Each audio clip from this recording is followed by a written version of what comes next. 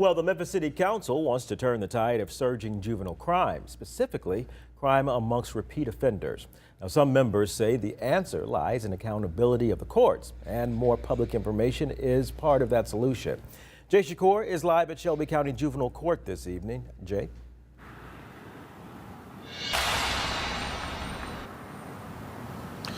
That's right. An online data dashboard is being floated as a way to better track juvenile criminal cases. However, exactly how that will be done and exactly how it would impact and affect juvenile crime is still uncertain.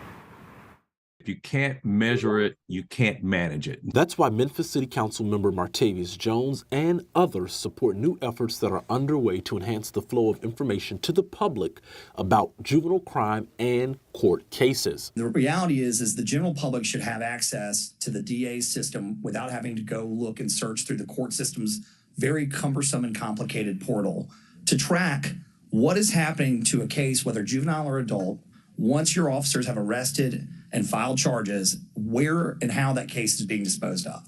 Is it being pled? Is it not guilty? Is it a null pros? According to Memphis police in 2022, there were more than 2,000 criminal suspects under the age of 18. Memphis Police Chief C.J. Davis said young people also were largely responsible for a surge in cars stolen or vandalized last year.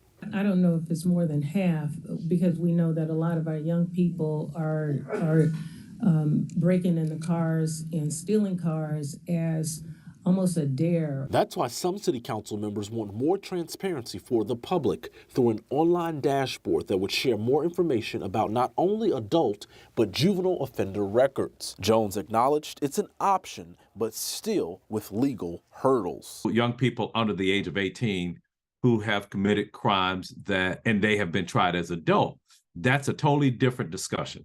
There are certain protections that are afforded people under the age of 18 that are not afforded adults. And so I don't know what direction or what that would accomplish. What I think needs to be done, and if I look back over the years, I think that we have not invested enough in children. Jones believes any investment should be more proactive and not reactive. We need to look at our juvenile detention, the efforts that we're doing once they're in there.